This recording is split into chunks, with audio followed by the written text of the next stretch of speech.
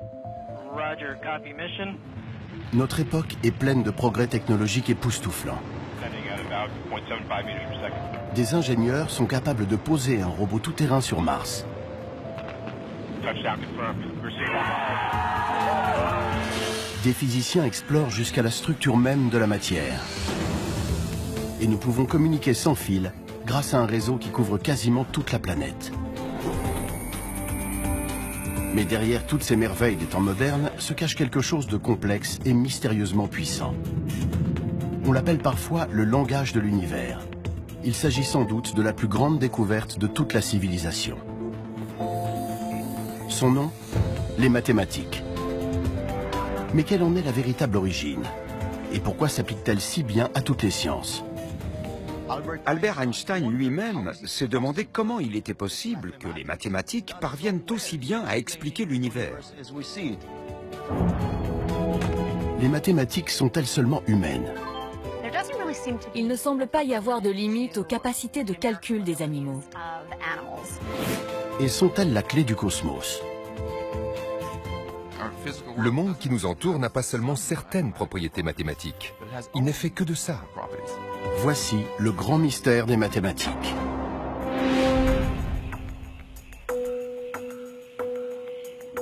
De tout temps, les êtres humains ont recherché dans la nature des motifs, des schémas récurrents, des cycles.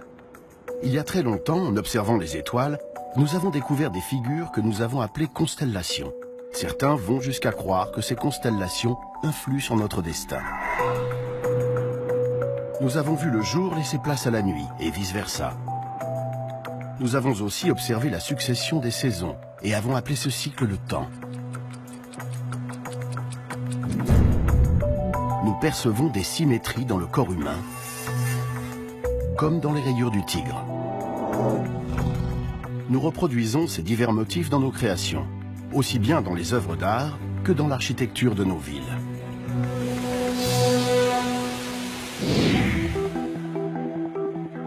Mais que nous enseigne-t-il au juste? Pourquoi la spirale d'une coquille de nautile est-elle aussi semblable à celle que forme une galaxie? Ou encore à la spirale qui apparaît quand on coupe un chou? Les scientifiques qui tentent de comprendre les motifs inscrits dans notre monde se tournent souvent vers un outil extrêmement puissant, les mathématiques. Ils quantifient leurs observations et utilisent des procédés mathématiques pour les étudier, dans l'espoir de découvrir les causes sous-jacentes de ces régularités présentes dans la nature.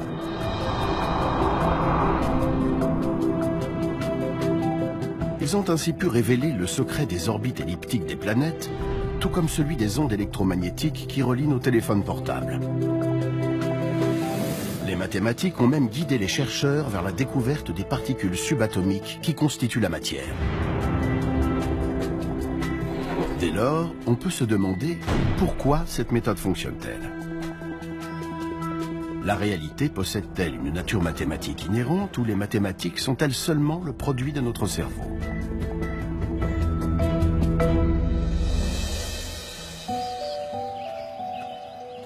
Mario Livio est astrophysicien et il cherche la réponse à ces interrogations. Il étudie les liens profonds et souvent mystérieux qui existent entre les mathématiques et le monde. Dans la nature, les nombres sont omniprésents. Prenez les fleurs par exemple. Il y a beaucoup de fleurs qui ont 3 pétales, comme celle-ci, ou 5 comme celle-là. Certaines en ont 34, d'autres 55. Eh bien, ces nombres se retrouvent très souvent.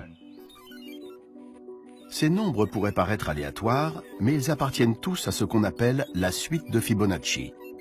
Une suite de nombres entiers qui a été introduite par un mathématicien du XIIIe siècle. On commence par les nombres 1 et 1. Et à partir de là, on ajoute à chaque fois les 2 derniers nombres. Donc 1 plus 1 égale 2, 1 plus 2 égale 3, 2 plus 3 égale 5, 3 plus 5 égale 8, et ainsi de suite. 8 siècles plus tard, cette suite a priori arbitraire fascine de nombreux chercheurs, qui y voient une explication à des manifestations aussi diverses que la beauté humaine ou les fluctuations de la bourse. Et si rien n'a été prouvé, il faut reconnaître que l'évolution affiche une étrange préférence pour ces nombres. Cette suite apparaît fréquemment dans la nature. La suite de Fibonacci s'applique au nombre de pétales des fleurs, en particulier des pâquerettes. Mais ce n'est pas tout. Statistiquement, les nombres de Fibonacci apparaissent très souvent en botanique. Par exemple, si on observe la base d'une pomme de pin, on distingue des spirales formées par les écailles. Si on compte ces spirales, on obtient généralement un nombre de Fibonacci. Puis, si on compte les spirales dans le sens inverse, on trouve un nombre de Fibonacci adjacent. Il en va de même pour les graines du tournesol. Elles forment 2 séries de spirales. Et si on les compte dans chaque direction, on obtient à chaque fois un nombre de Fibonacci. Bien qu'il existe des théories pour expliquer l'omniprésence de ces nombres en botanique, ce phénomène pose tout de même des questions troublantes. Les plantes connaissent-elles les maths? La réponse la plus rapide à cette question est non. Elles n'ont pas besoin de connaître les maths. D'une façon très simple et géométrique, elles ont mis au point une petite machine qui, dans de très nombreux cas, produit la suite de Fibonacci.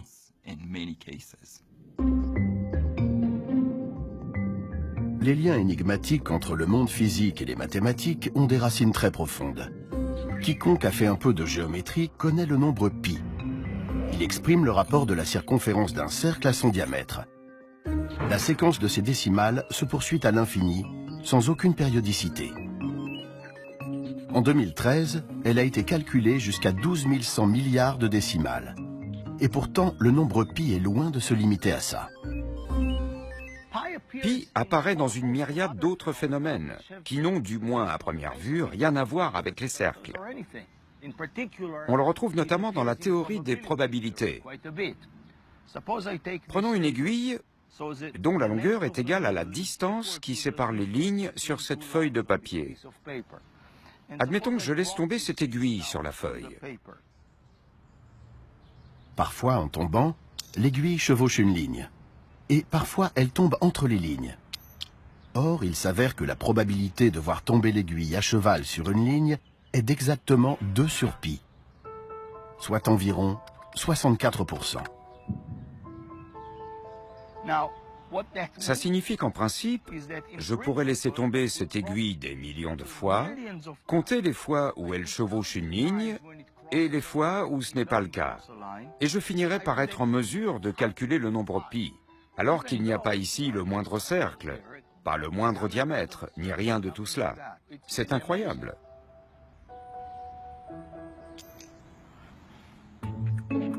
Puisque pi met en rapport une figure ronde, un cercle, avec une ligne droite, son diamètre, il peut apparaître dans les endroits les plus incongrus. Certains le voient jusque dans les méandres des cours d'eau. La longueur d'un fleuve, avec toutes les boucles qu'il décrit de sa source jusqu'à son embouchure, comparée à la même distance en ligne droite, semble correspondre en moyenne au nombre pi. Presque toutes les modélisations impliquant des ondes font appel au nombre pi. C'est valable pour la lumière et pour le son. Pi détermine quelles couleurs doivent apparaître dans un arc-en-ciel et quel son doit produire le do central sur un piano. Pi se retrouve dans les pommes, à travers la forme sphérique que produit la croissance des cellules, mais aussi dans l'éclat d'une supernova. Un auteur a trouvé une image éloquente. C'est comme apercevoir pi sur une multitude de sommets qui émergent d'une vallée embrumée. Nous savons qu'il existe une façon de tous les relier, mais elle ne saute pas forcément aux yeux.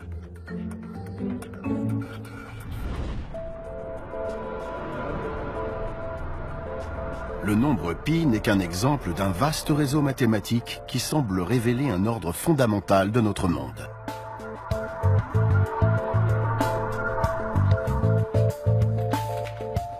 Max Tegmark, physicien au MIT, pense savoir pourquoi. Il voit des similarités entre notre monde et celui d'un jeu vidéo.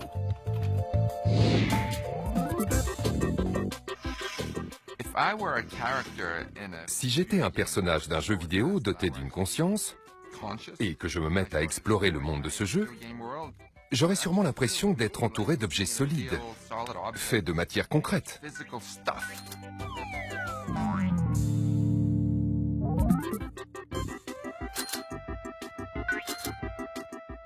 Mais si je me mettais à étudier, en physicien curieux que je suis, les propriétés de ce monde, les équations qui font se mouvoir les choses ou qui confèrent à la matière ses propriétés, je finirais par découvrir que toutes ces propriétés sont en fait mathématiques. Ce sont les propriétés mathématiques que le programmeur a inscrites dans le logiciel. Dans un jeu vidéo, les lois de la physique, par exemple la façon dont un objet flotte, rebondit ou tombe, ne sont que des règles mathématiques créées par un programmeur. En fin de compte, l'univers d'un jeu vidéo se résume à des nombres et à des équations. C'est exactement ce que je perçois dans cette réalité en tant que physicien. Plus j'étudie les choses qui semblent a priori non mathématiques, comme mon bras ou ma main, plus elles se révèlent mathématiques. Se pourrait-il que notre monde soit tout aussi mathématique que la réalité d'un jeu vidéo? Pour Max Tegmark, le monde informatique d'un jeu n'est pas si éloigné du monde physique dans lequel nous vivons.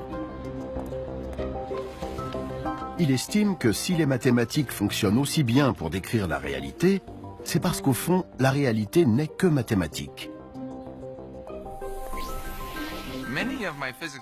Beaucoup de mes collègues physiciens disent que les mathématiques décrivent grosso modo notre réalité physique. Personnellement, je vais plus loin en affirmant que les mathématiques constituent notre réalité physique. Mon argument est le suivant. Le monde qui nous entoure n'a pas seulement certaines propriétés mathématiques.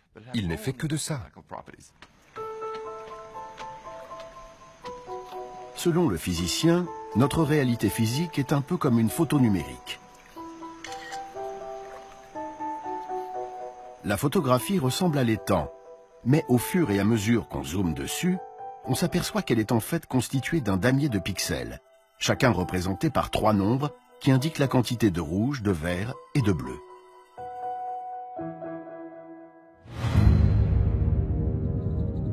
Bien que l'univers soit immense et complexe, d'où la multitude de nombres nécessaires à sa description, Max Tegmark considère que sa structure mathématique sous-jacente est étonnamment simple.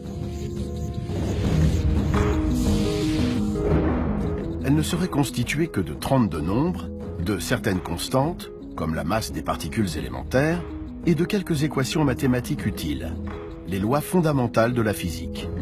Le tout tient sur un seul pan de mur, mais il reste encore quelques points d'interrogation.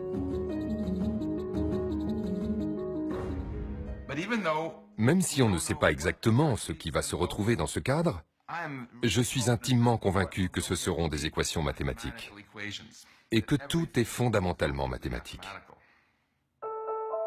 Cette idée selon laquelle les mathématiques ne décrivent pas seulement la réalité, mais en constituent l'essence même, rappelle le film Matrix. Aussi révolutionnaire qu'elle puisse sembler, elle est profondément enracinée dans l'histoire. Elle remonte à l'Antiquité grecque, à l'époque du philosophe et penseur mystique Pythagore. Ce dernier s'intéressait notamment aux affinités entre les mathématiques et la musique. Aujourd'hui, cette même relation fait vibrer toute l'œuvre d'Esperanza Spalding, une musicienne de jazz reconnue qui a étudié la théorie de la musique et y voit un rapport évident avec les mathématiques. J'adore les maths. Et ce qui me plaît dans les maths, je le retrouve aussi dans la musique. Au début, on ne fait qu'apprendre de petites équations, mais on a déjà un rapport viscéral avec le produit de ces équations, à savoir le son, la musique, l'harmonie et toutes ces belles choses. Je suis bien meilleure en musique qu'en maths, mais j'ai une passion pour les maths. Les deux demandent autant de boulot. Pour les deux, il faut se remuer les méninges. Il faut se remuer les méninges. Les Grecs anciens avaient identifié 3 types de relations entre les notes comme très agréables à l'oreille. On les dénomme aujourd'hui l'octave, la quinte et la quarte. L'octave, c'est facile à mémoriser. Ce sont les 2 premières notes de Over the Rainbow. C'est une octave.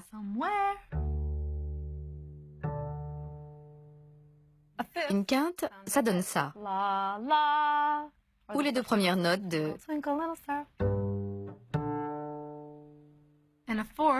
Et une quarte, ça fait... comme les deux premières notes de la marche nuptiale de Wagner.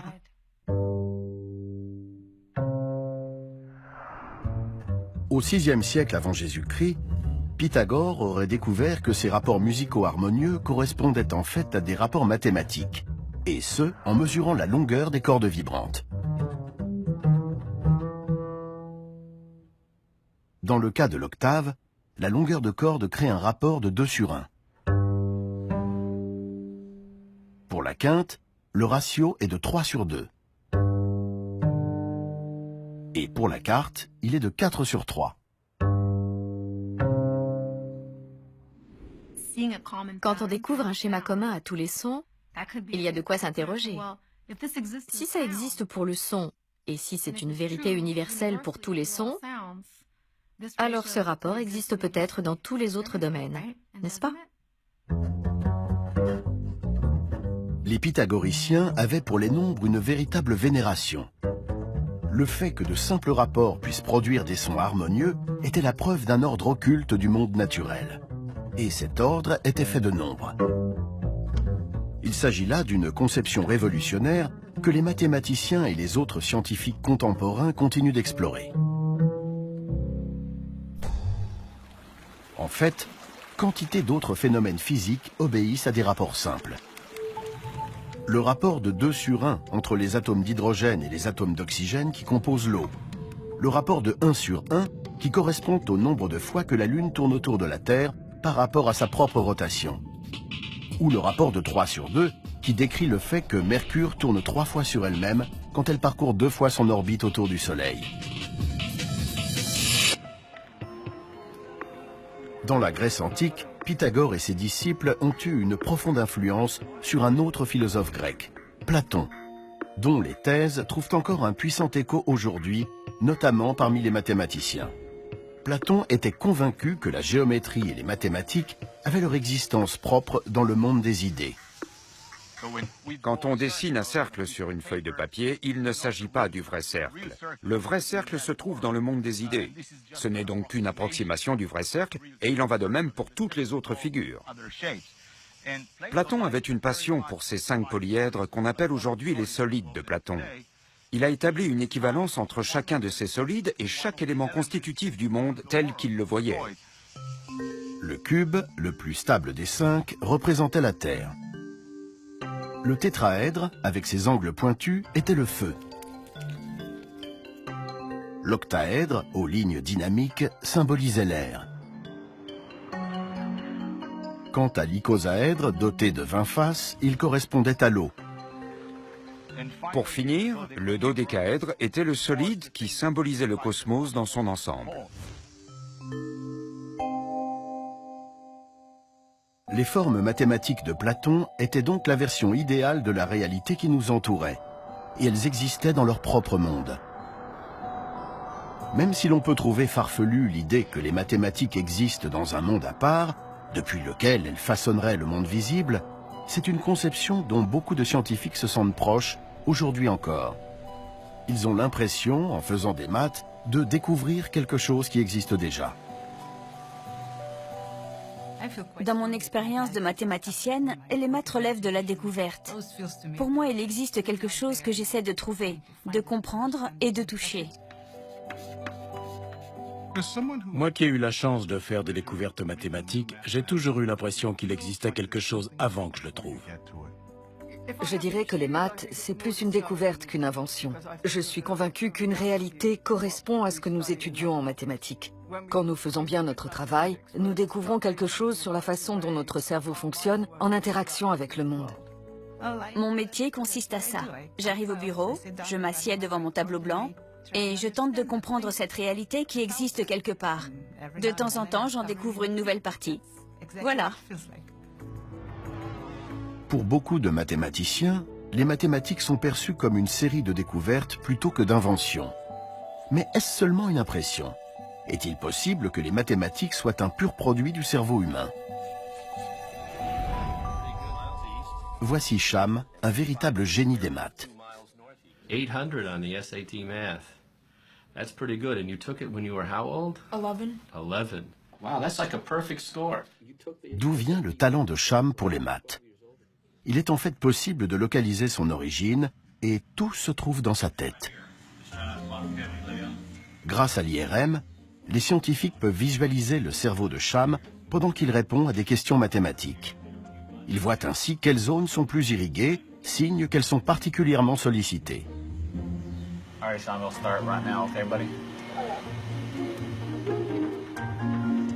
Sur les images du cerveau de Sham, les lobes pariétaux affichent un rouge très vif.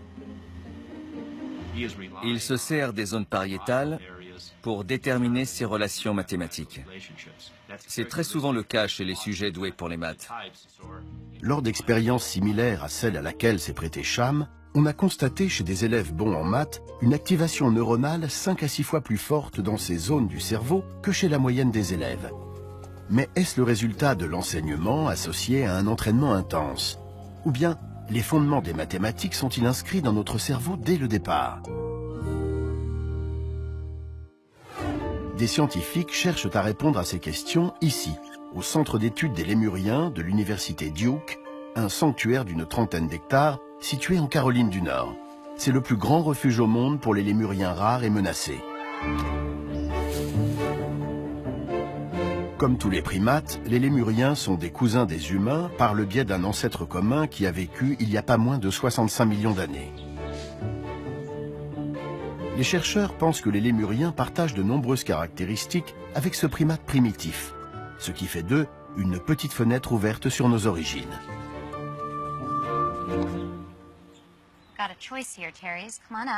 Liz Brannon, professeure à l'université Duke, étudie la capacité des lémuriens comme Therese à comparer des quantités différentes.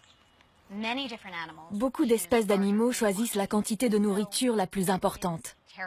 Alors que fait Therese? Que font tous ces animaux quand ils comparent deux quantités? On sait déjà qu'ils n'utilisent ni étiquette verbale ni symbole. Reste à déterminer s'ils peuvent vraiment avoir recours au nombre et purement au nombre comme indice. Pour tester la faculté de Therese à distinguer des quantités, on lui a appris à utiliser un écran tactile. Le carré rouge indique le début de la partie. S'il le touche avec son museau, apparaissent alors deux carrés contenant un nombre différent d'objets. Therese sait d'expérience qu'en choisissant le carré contenant le plus petit nombre, il obtient une récompense, une pastille de sucre. Alors qu'en cas de mauvaise réponse,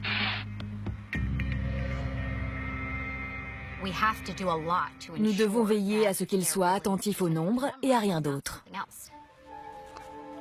Afin de s'assurer que l'animal réagit bien au nombre d'objets et à aucun autre paramètre, la chercheuse fait varier la taille, la couleur et la forme des objets présentés.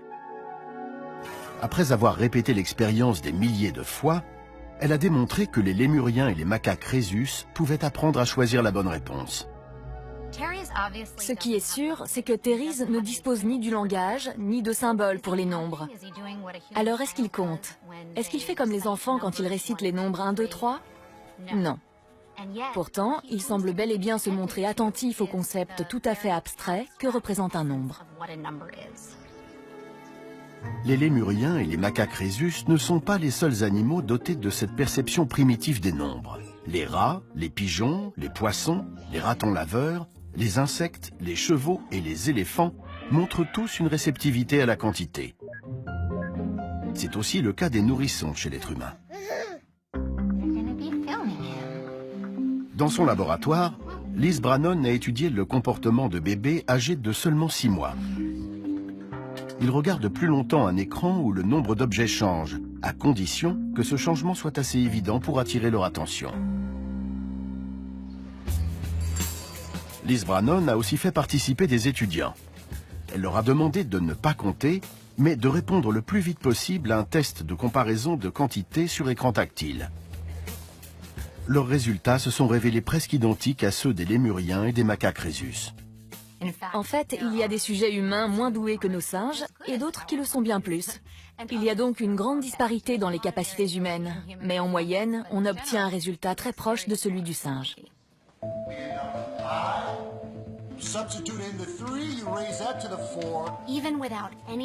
Même sans avoir reçu d'enseignement mathématique, même sans avoir appris de mots ou de symboles correspondant aux nombres, nous aurions toujours une perception primitive des nombres. Cette capacité innée à distinguer les nombres semble être fondamentale, et sans elle, nous serions très probablement incapables de concevoir l'idée même de mathématiques symboliques.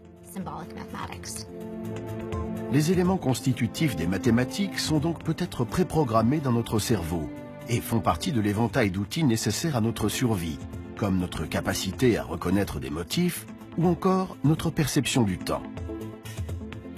Et c'est à partir de ces fondations que nous avons su bâtir l'une des plus grandes inventions de la culture humaine, les mathématiques. Mais l'énigme reste entière. Si tout ça, c'est seulement dans notre tête, alors comment expliquer que les maths soient aussi efficaces? À travers la science, la technologie et l'ingénierie, elles ont transformé la planète et nous ont même permis de découvrir un autre monde. C'est justement ce qui occupe les ingénieurs de ce centre de la NASA, situé à Pasadena, en Californie. Roger, copy mission. En 2012, ils ont posé un robot tout-terrain sur Mars. Touchdown confirmed. Receive.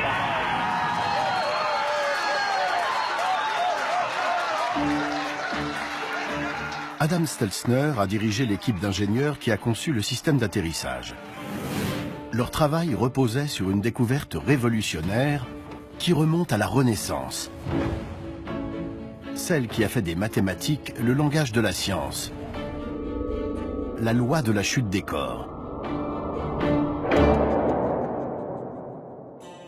Le philosophe grec Aristote enseignait que les objets lourds tombaient plus vite que les objets plus légers.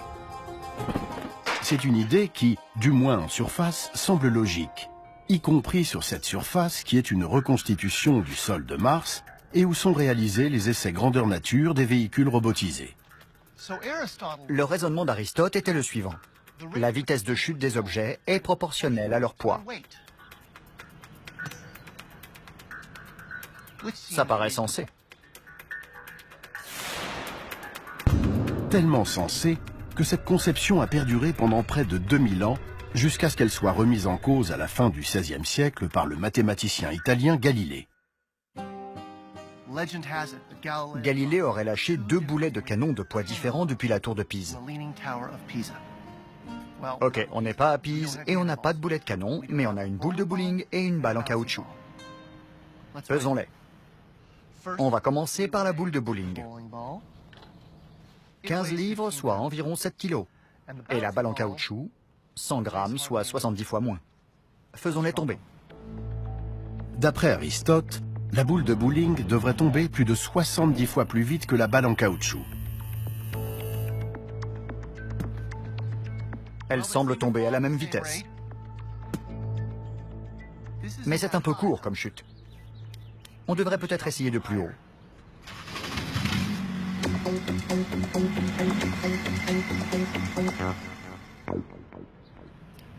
Ed se trouve à plus de 6 mètres au-dessus de nous. Voyons si les boules tombent toujours à la même vitesse. Prêt? 3, 2, 1, lâche-les!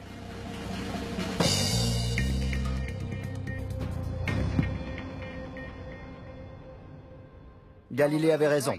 Aristote, désolé mon gars. L'expérience de la plume et du marteau est trompeuse à cause de la résistance de l'air.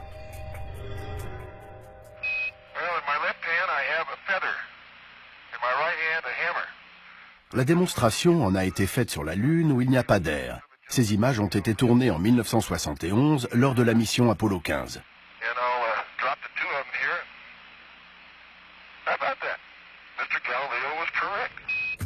Petite balle, ballon de foot. Contre toute attente, pastèque. Si l'on retire l'air de l'équation, tout tombe à la même vitesse. Y compris Aristote. Mais ce qui intéressait le plus Galilée, c'est le fait qu'un objet jeté d'une hauteur donnée ne mettait pas 2 fois plus longtemps pour tomber de 2 fois plus haut. l'objet accélérait. Mais comment mesurer ce phénomène? La chute est si rapide qu'on peut à peine l'observer.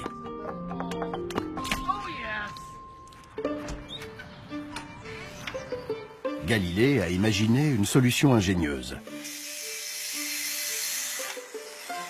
Il a construit une rampe. Un plan incliné dont le but était de ralentir le mouvement de chute afin qu'on puisse le mesurer.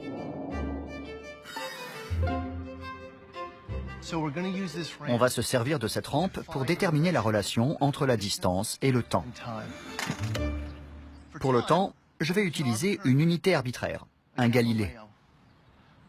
Un Galilée. La longueur de rampe parcourue en un Galilée devient une unité de distance. Notre boule a parcouru une unité de distance en une unité de temps. Essayons maintenant de doubler la durée. Un Galilée, 2 Galilées.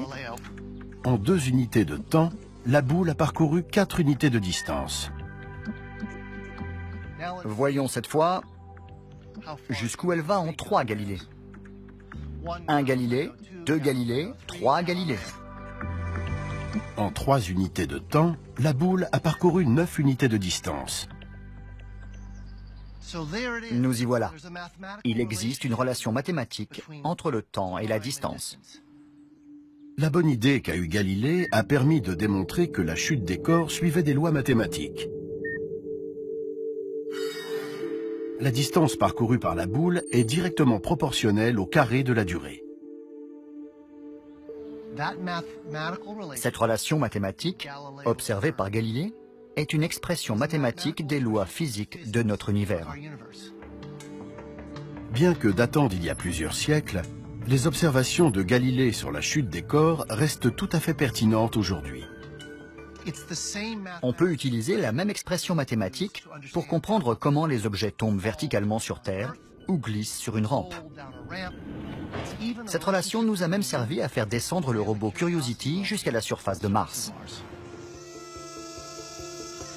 Voilà le pouvoir des mathématiques.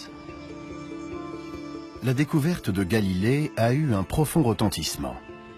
Les mathématiques pouvaient désormais être utilisées comme un outil pour découvrir toutes les règles cachées de notre monde. Galilée aura plus tard une formule restée célèbre: l'univers est écrit en langage mathématique. Les maths sont vraiment le langage grâce auquel nous comprenons l'univers. On ne sait pas pour quelles raisons les lois de la physique et l'univers suivent des modèles mathématiques, mais ça semble être le cas. Si Galilée a su écrire des lois de la science grâce à des équations mathématiques, c'est un autre homme, né l'année où Galilée est mort, qui a propulsé ce travail vers de nouvelles sphères, par-delà les cieux. Son nom était Isaac Newton. Il travaillait ici, au Trinity College de Cambridge, en Angleterre. Newton s'amusait à cultiver sa réputation de génie solitaire. Et là où je me trouve, près du terrain de boules de Trinity College, on racontait souvent qu'il déambulait dans les allées, perdu dans ses pensées, et qu'il dessinait des diagrammes mathématiques dans les graviers. Il paraît même que les responsables de l'université avaient pour ordre de ne pas le déranger, de ne pas faire ratisser les graviers après son passage, et ce pour éviter d'effacer par mégarde une découverte scientifique de premier plan. En 1687, Newton a publié un livre qui a fait date dans l'histoire de la science. De nos jours, il est connu sous le nom abrégé de Principia. Dans ces pages, Newton a compilé des observations faites partout dans le monde et il a utilisé les mathématiques pour les expliquer. Il s'est par exemple intéressé à une comète aperçue dans divers pays à l'automne 1680. Il a rassemblé des informations recueillies dans le monde entier afin de reconstituer la trajectoire de la comète. Ainsi, pour la journée du 19 novembre, il commence par une observation faite à Cambridge à 4h30 du matin par une jeune personne. Puis il en cite une autre, faite à 5h du matin à Boston, en Nouvelle-Angleterre. La méthode de Newton a consisté à accumuler des nombres fournis par des observateurs situés sur toute la planète dans le but de calculer avec une précision jamais atteinte auparavant la trajectoire d'une grande comète. La découverte la plus révolutionnaire de Newton était que la force qui propulsait la comète autour du Soleil était la même que celle qui faisait retomber les boulets de canon par terre. Il s'agissait en fait de la force qui sous-tendait la loi de la chute des corps énoncée par Galilée. Cette même force qui maintenait les planètes sur leur orbite.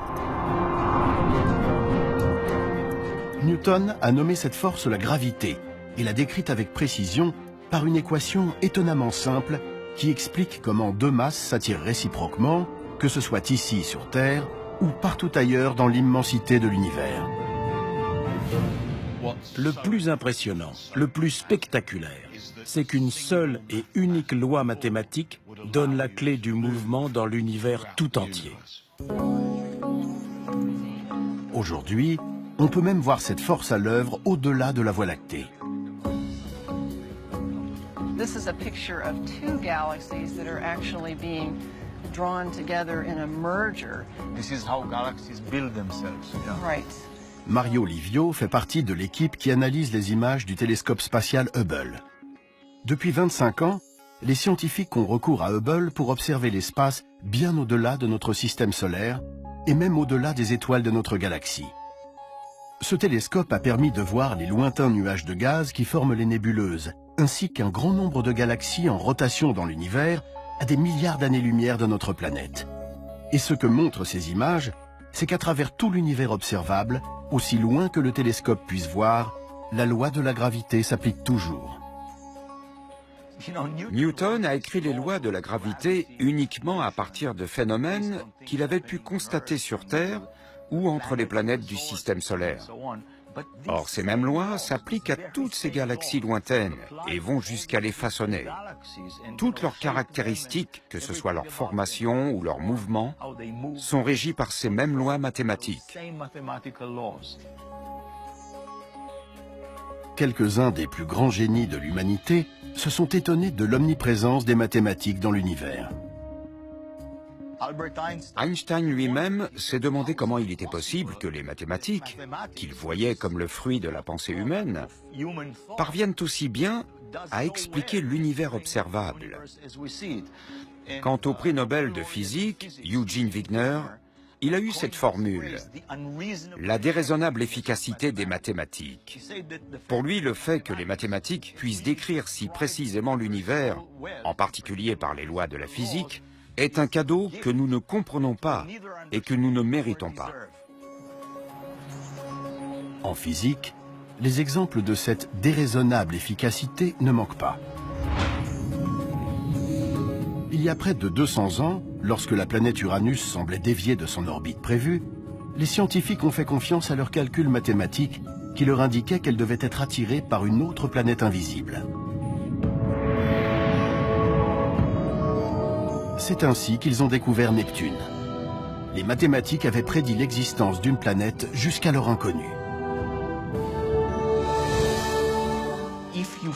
Si on formule une question correctement, les mathématiques donnent forcément la réponse.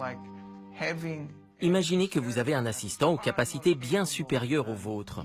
Vous pouvez lui demander n'importe quoi, du moment que vous lui parlez correctement, il le fera.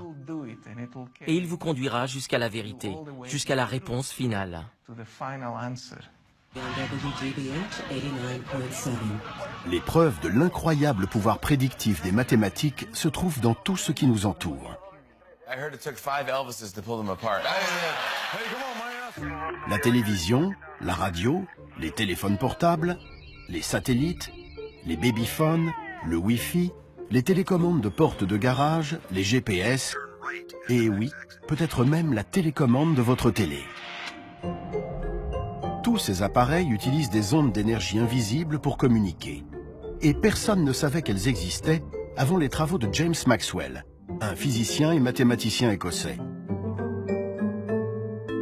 Dans les années 1860, il a publié une série d'équations qui montraient que l'électricité et le magnétisme étaient liés, mais aussi que l'un pouvait générer l'autre et vice-versa.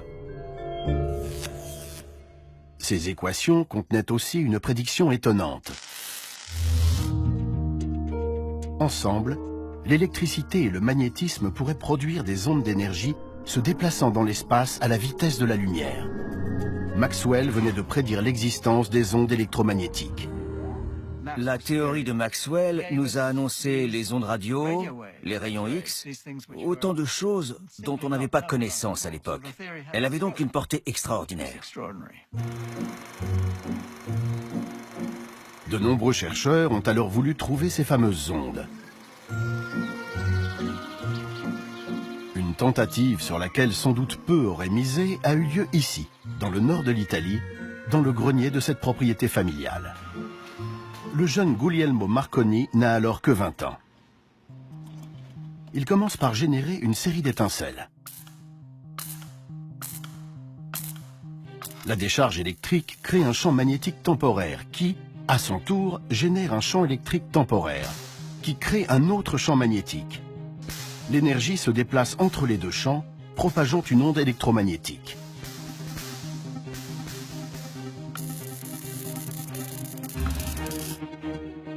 Marconi parvient à faire fonctionner son système à l'intérieur de la pièce, mais très vite, il voit plus grand. En l'espace de quelques semaines, il érige une grande antenne à côté de la propriété. Elle doit amplifier les ondes en provenance de son générateur d'étincelles. Il demande ensuite à son frère et à un assistant d'aller installer un récepteur à l'autre bout de la propriété, sur l'autre versant de la colline. Les deux hommes partent avec un fusil qu'ils sont censés utiliser s'ils parviennent à recevoir le signal.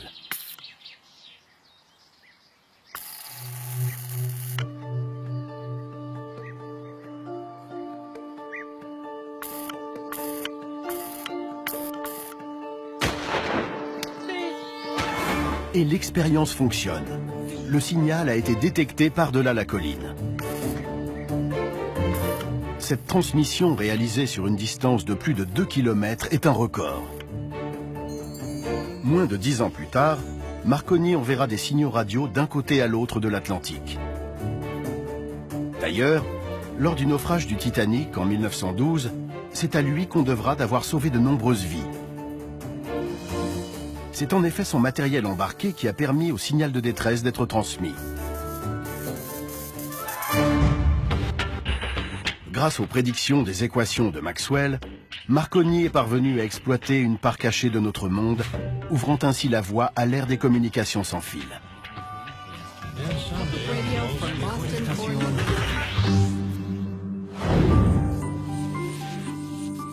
Depuis Maxwell et Marconi, le pouvoir prédictif des mathématiques n'a fait que se confirmer, en particulier dans le monde de la physique. Il y a 100 ans, nous avions à peine découvert l'existence de l'atome. Il a fallu de nombreuses expériences pour révéler ses éléments constitutifs, l'électron, le proton et le neutron. Mais lorsque les physiciens ont voulu aller plus loin, ce sont les mathématiques qui leur ont permis de découvrir toute une gamme de particules élémentaires. Ces découvertes se poursuivent aujourd'hui ici, au CERN, l'Organisation européenne pour la recherche nucléaire, dont le laboratoire est implanté près de Genève. Le CERN est surtout connu pour le LHC, un accélérateur de particules qui prend la forme d'un anneau de 27 km de circonférence, intégralement enterré.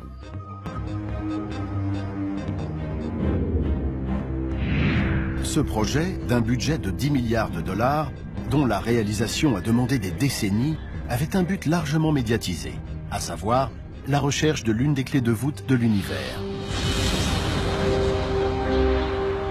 Une particule subatomique dont l'existence avait été prédite mathématiquement près de 50 ans plus tôt par Robert Brout et François Englert en Belgique et Peter Higgs en Écosse. Higgs a travaillé avec les équations de physique les plus récentes de son époque. Et au terme de calculs interminables, il a prédit que si on construisait une machine très sophistiquée pour faire entrer en collision des particules à une vitesse proche de celle de la lumière, on découvrirait une nouvelle particule, à condition que ces calculs soient exacts. La découverte du boson de Higgs serait la preuve de l'existence du champ de Higgs, une sorte de mélasse cosmique qui donne une masse à toute la matière. Au quotidien, cette masse correspond pour nous au poids des choses. Sans masse, toutes les particules se déplaceraient à la vitesse de la lumière et ne s'associeraient jamais pour former des atomes. Le champ de Higgs est d'ailleurs un concept tellement fondamental pour la physique que le boson de Higgs a été surnommé la particule de Dieu.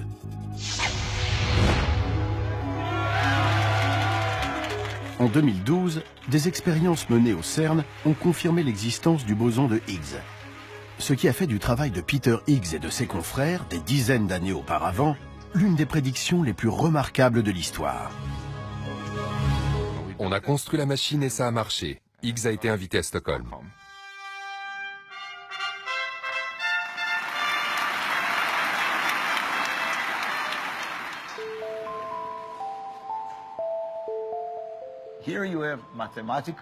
Des théories mathématiques ont donc prédit de façon très précise l'existence possible de particules fondamentales de l'univers.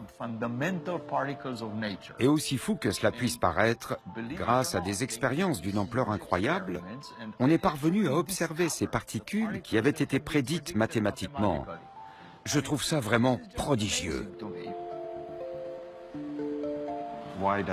Pourquoi ça marche? Comment les mathématiques peuvent-elles être aussi puissantes? Les mathématiques sont-elles une vérité de la nature? Ou correspondent-elles plutôt à notre façon de percevoir la nature? Pour moi, c'est une énigme fascinante et je n'ai pas la réponse.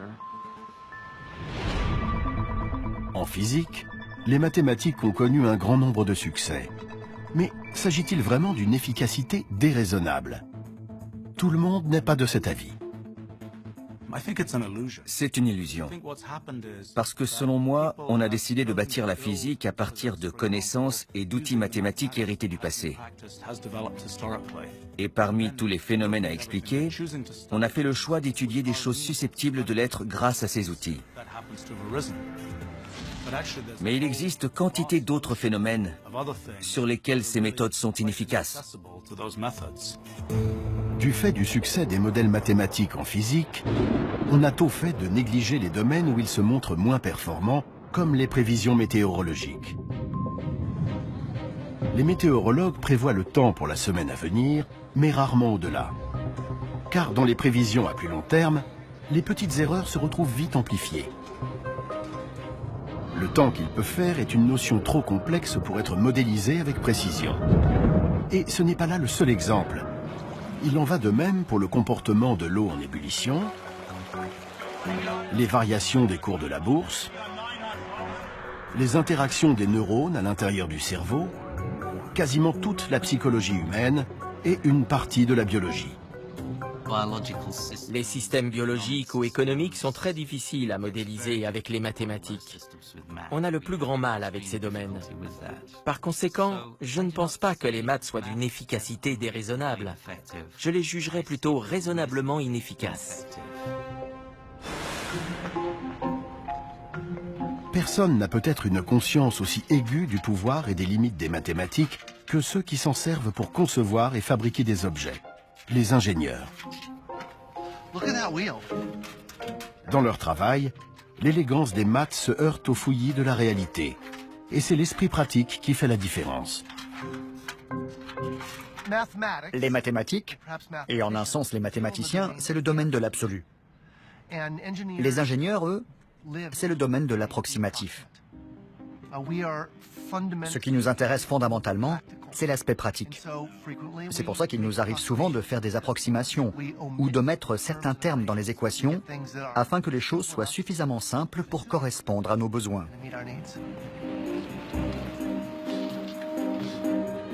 Bon nombre de nos chefs-d'œuvre d'ingénierie ont été construits en utilisant des raccourcis mathématiques, des équations simplifiées qui donnent un résultat approximatif.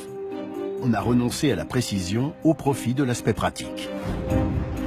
Et pour les ingénieurs, approximatif, c'est déjà pas mal. C'est en tout cas suffisant pour aller sur Mars. Un ingénieur n'est pas payé pour faire les choses parfaitement, mais pour les faire juste assez bien pour que ça marche.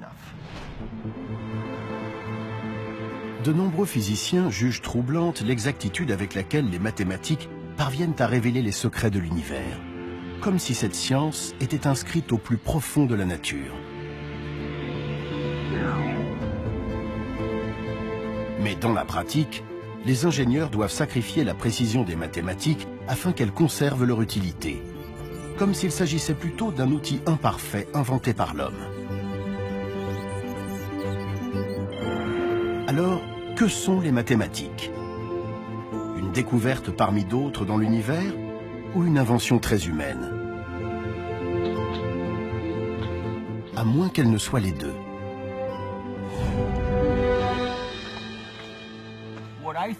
Mon avis sur les mathématiques, c'est qu'il s'agit d'un assemblage complexe d'inventions et de découvertes.